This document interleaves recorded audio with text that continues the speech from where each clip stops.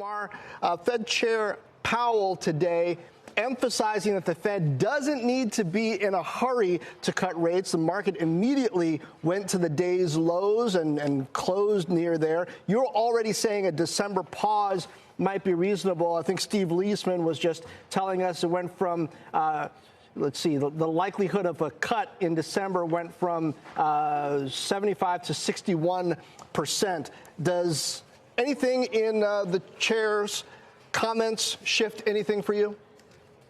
Definitely hawkish and not a surprise in terms of the level of confidence that the Fed has, going into this. I think, the results of where we are now has provided the Fed with even more options and more time. We have been discussing this a long time ago that usually the Fed, tends to take the elevator when they raise rates and take the escalator when they reduce rates. And this is a clear example that just by looking at the combination of potential policy implementation on the new administration, the potential that may have in terms of growth and inflation, and also the data that we just received today, clearly, lowers the odds of a cut. We are still looking, and this is the key component to it, on what would the Fed think about the neutral and the terminal rate. The market seems to be moving in that 3.75 to 4%. Clearly that's the path that I think the Fed is wanted to go. And I think, taking it slow is certainly the message that we got from Jerome Powell today. Well, hold tight, folks. Applied Materials results are out. Initial move is lower by about 2%. Steve Kovac has the numbers. Steve? Yeah, John, and that's despite beats here in the top and bottom lines. We're looking at a beat on earnings, $2.32 adjusted. Street wanted $2.19 adjusted. Revenues just slightly above estimates here at $7.05 billion. Street was looking for $6.95 billion. We see shares off about 4% here. We'll dig into what the guidance and so forth looks like, but that's what we're at for now, guys. Up, looks like it's down about 4%. Oh, down, sorry. Yeah, okay. Just make sure we're looking at the same chart. Down a little 4%. We'll figure that out, Steve. Thanks.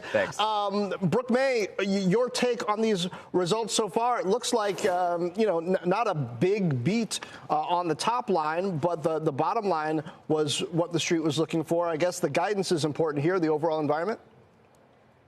Yeah, right now you look and they're down 27% from their high in July.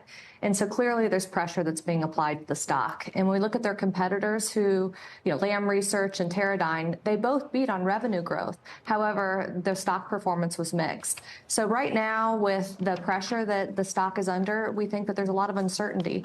When we look at the House Select Committee sending out letters to Applied Materials and their competitors last week, wanting to know who their customers are and what their sales volume is, there's a lot of uncertainty in what's going to come in the way of tariffs, in the way of exports. So we're going to keep an eye on it. And right now, we wouldn't add to the position. Okay. Omar, I want to get your thoughts on the fact that we're seeing a lot of push-pull in the market here. And yes, in the last hour of trading, you saw the major averages all move lower. And perhaps some of that has to do with options expirations for SPX and NDX as well.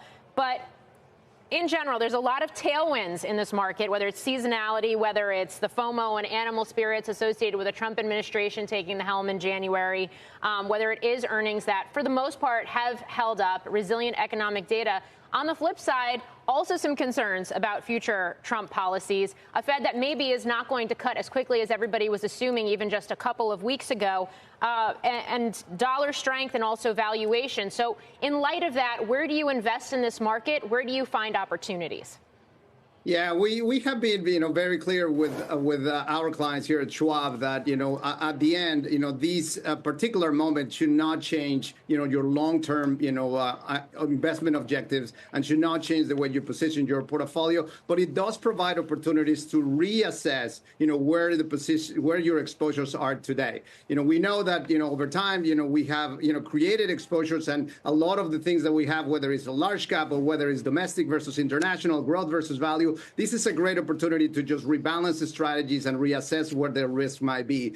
And specifically, when you think about risky assets, what we know for sure is that, with any changes in policies going forward, we're potentially going to have a slower rate of rate cuts. And what that means is that we went from, asking and looking for opportunities to extend duration in fixed income to basically now stay flat to our duration, because we think that there is a probability that yields will actually go higher as opposed to lower, given given what the prospects are or economic growth and what the prospects are on inflation. With respect to equities, clearly, broadening of the market. I think we saw, what happened after the election in terms of small cap performance, in terms of cyclicals performance. Again, this is a great opportunity to just reallocate between growth and value in areas that we normally see in the early part of the business cycle. So rebalance, going towards cyclicals, towards the early part of the cycle, and be a little more neutral, a little more, risk control in terms of your fixed income allocations.